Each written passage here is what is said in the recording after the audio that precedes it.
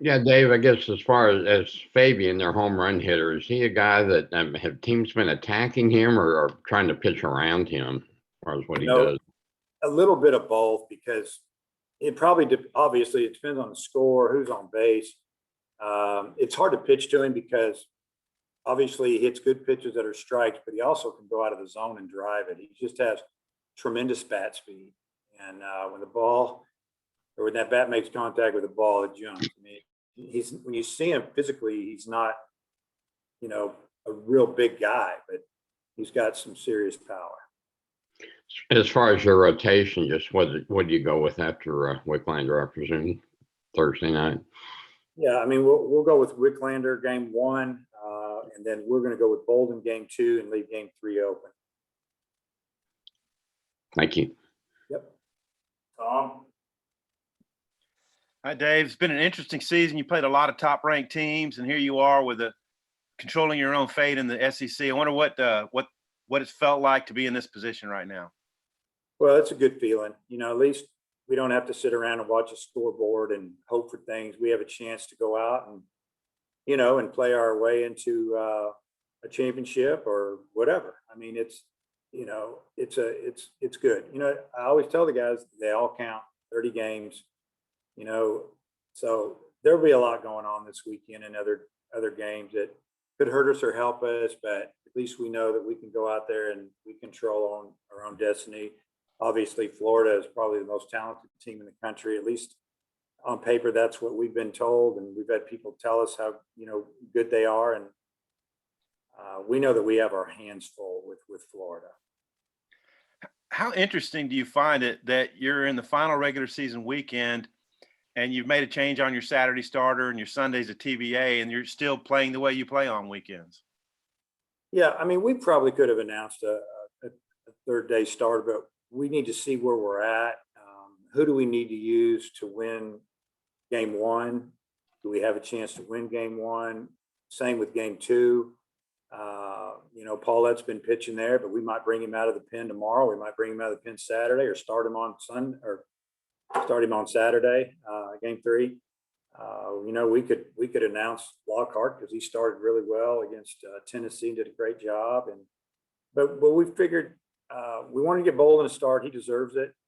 He pitched really well and gave us a chance to get back in that game and win it the other day, give us a chance to win it. And we just felt like that, he's older, he deserves it.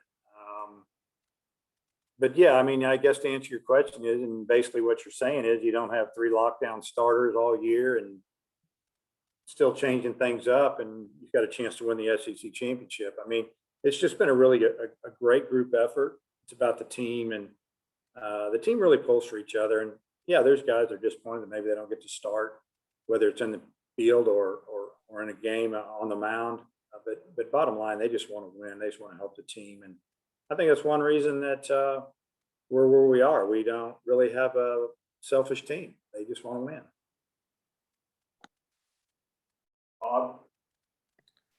Hey, Dave, how you doing? Good. This is going to be the first weekend you can have full capacity. So I assume the fans are going to show up in big numbers. What's your feelings about that?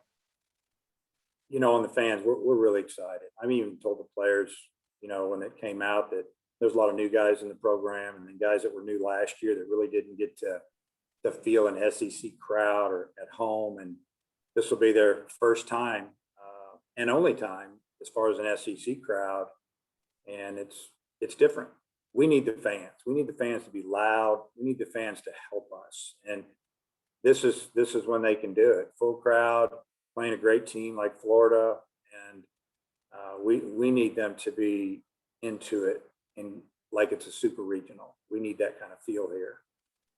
And I know how much time you probably spend on Twitter. Speaking of super regional, Kendall Rogers, who always seems to know what's going on nationally, he tweeted that the NCAA is expected to announce today full capacity for regionals and super regionals for baseball and softball. What's your reaction to that? Yeah, I'm pretty sure that happened, and we're expecting to have to host a regional here. So we're really excited about it. Number one, we're excited that more fans get to come to the game.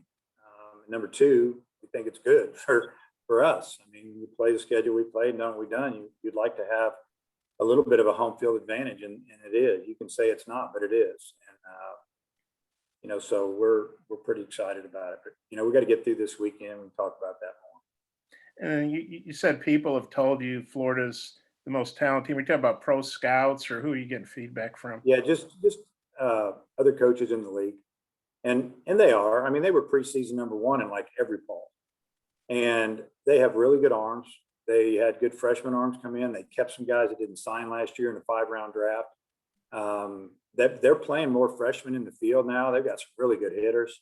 They're a dangerous team. I mean, there's a lot of teams in the SEC that are dangerous, and Florida's one of them. So, am I saying they're better than Mississippi State or Ole Miss or some of these other teams we played?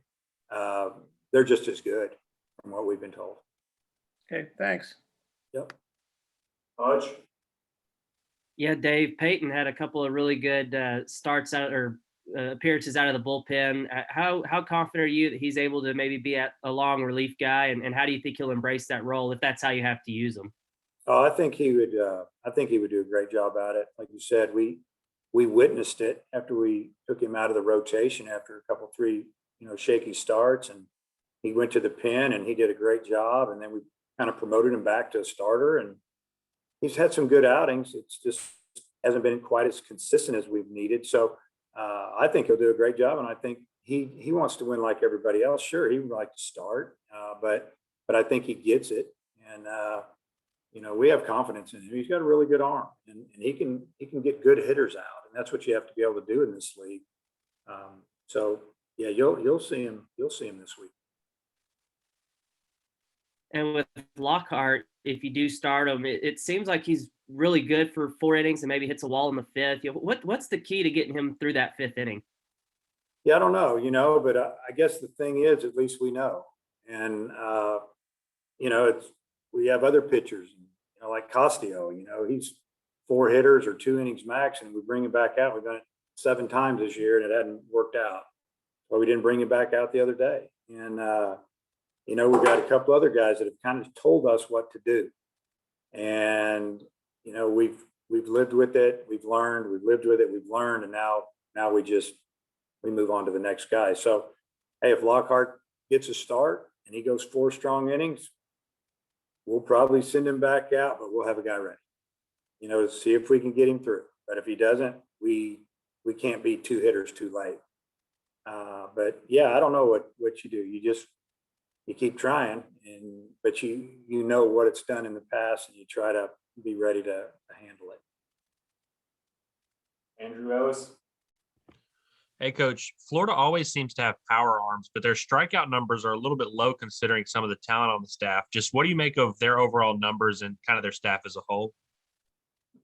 Well, their overall staff as a whole it's dynamic. I mean, they've got a little bit of everything. They've got left, right. They've got sinkers, sliders, change-ups, location guys. They can bring a little bit of everything at you.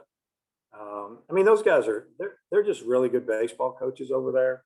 Sully, respect him and his staff, and they recruit good players, and they have a lot of options down in their way, and they've kept a lot of kids from signing over the last few years, or kids have decided to go to Florida instead of going into professional baseball. And I mean, it's one of the top 1 or 2 programs in the country over the last 10 years, and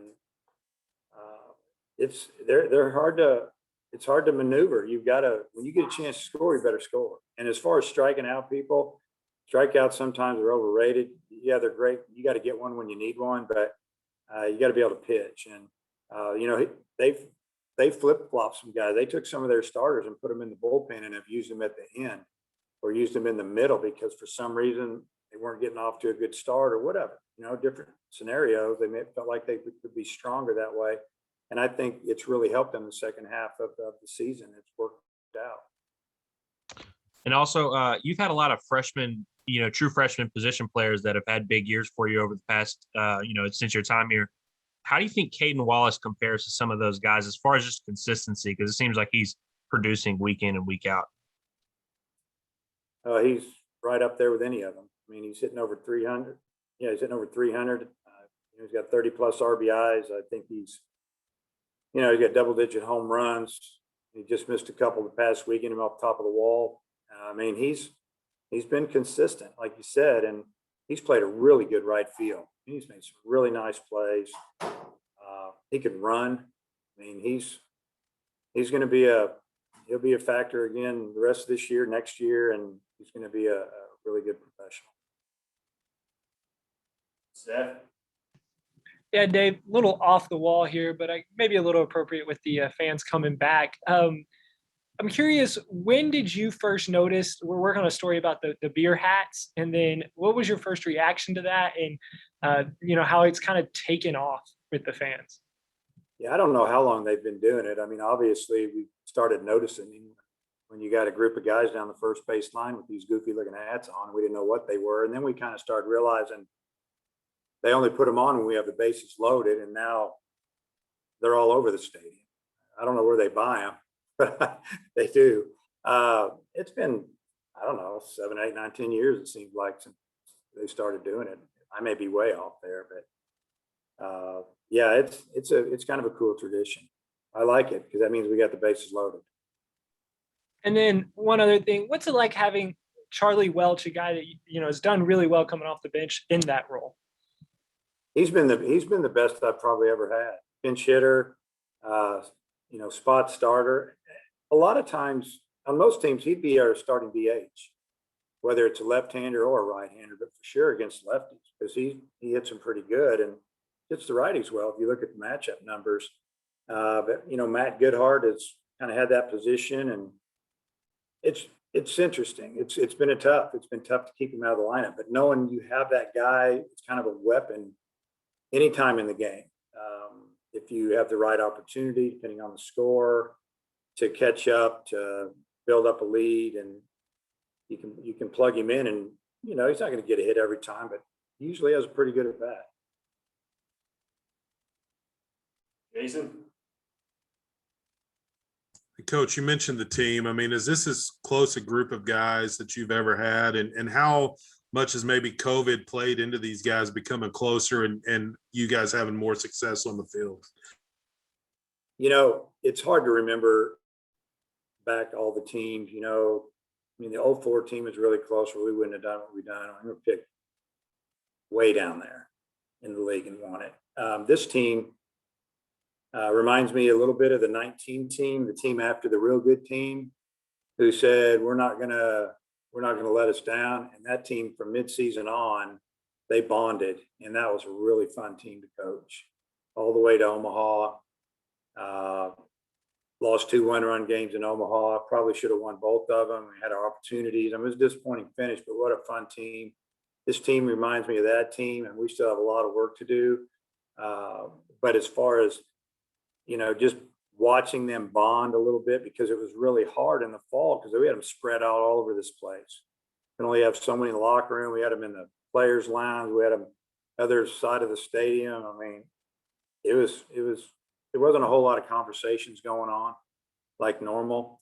So we kept telling them, you got to get to know each other. It was difficult, but I think they appreciate the fact that they get to play baseball, and they like I say it 10 times today, they show up every day and they play.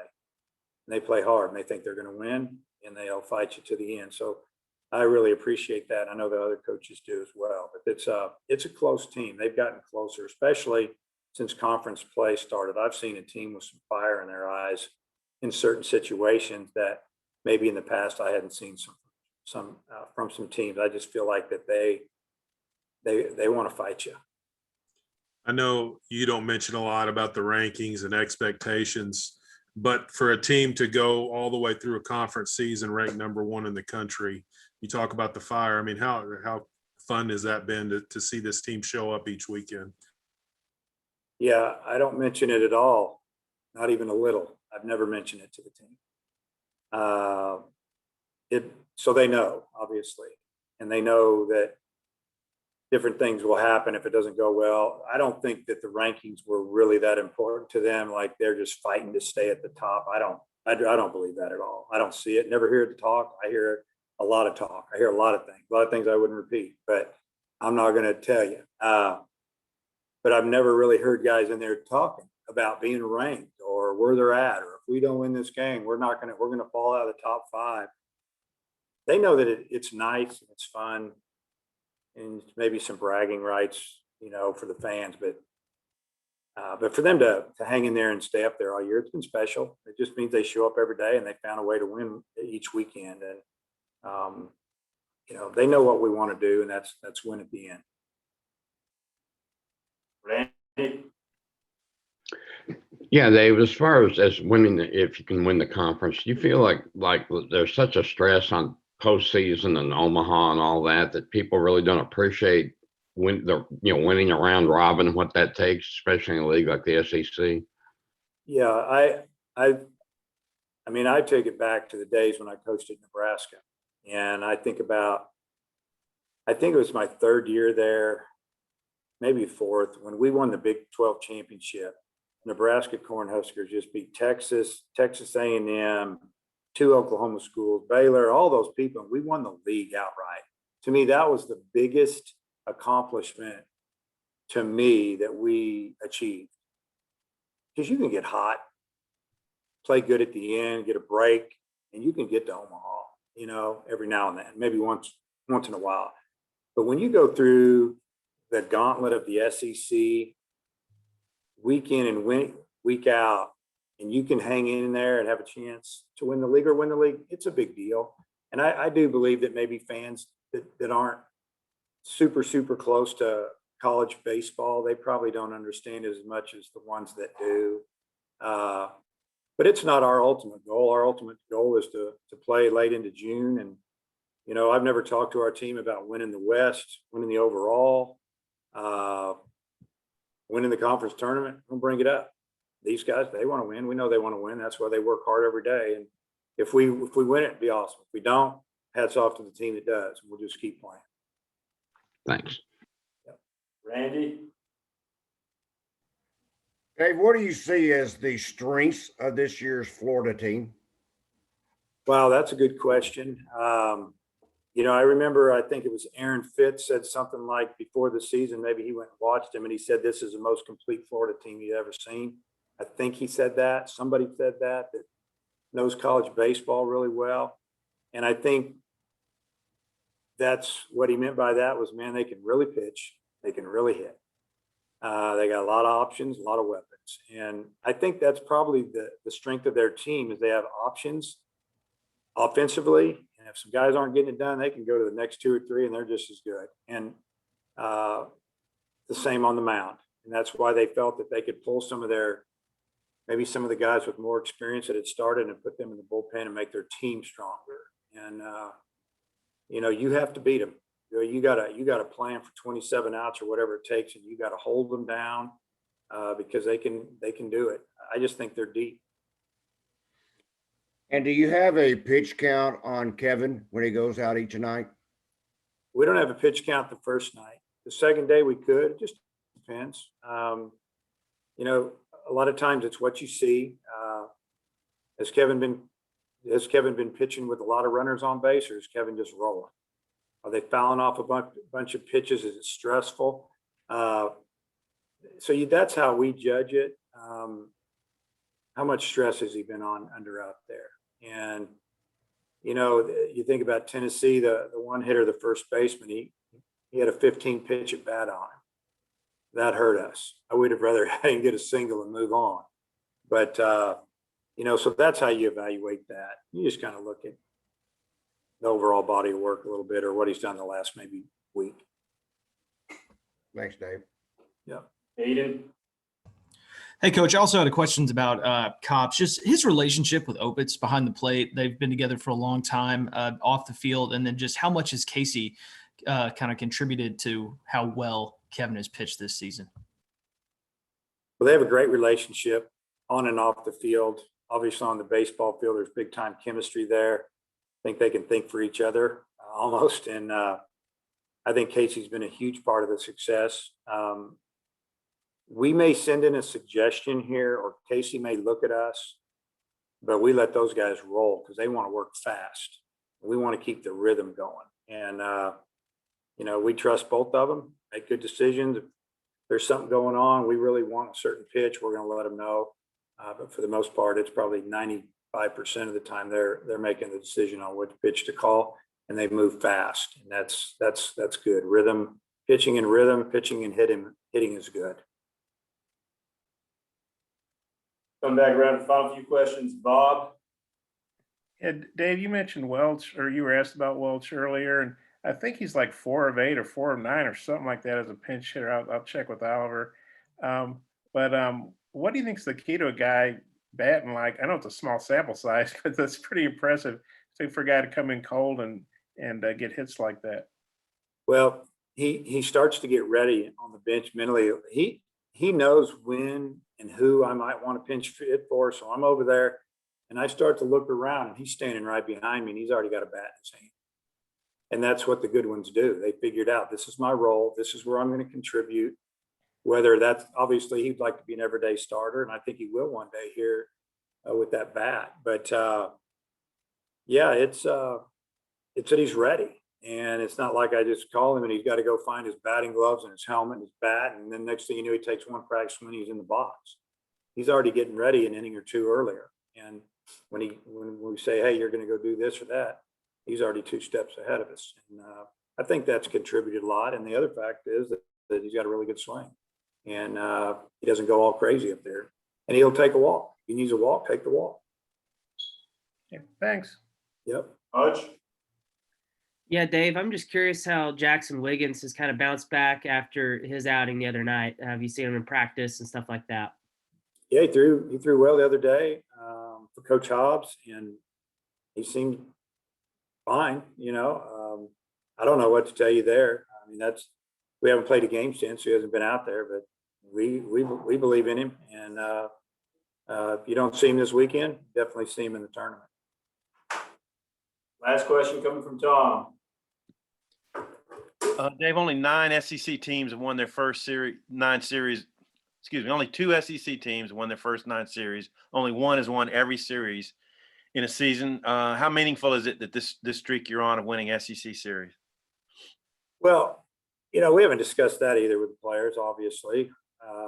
We just play, but, if we win the series, we know that we handle our own destiny. So that's probably the biggest part. We want to win the series because it keeps us at the top. If we don't, we don't. But I mean, it's kind of neat. I think it'd be something you talk about down the road. It's something that you probably don't expect going into the season because the league's so good.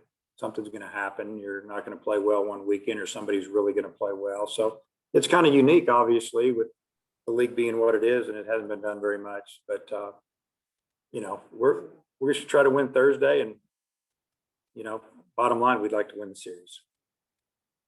That's all I got. Thanks. Thanks for your time.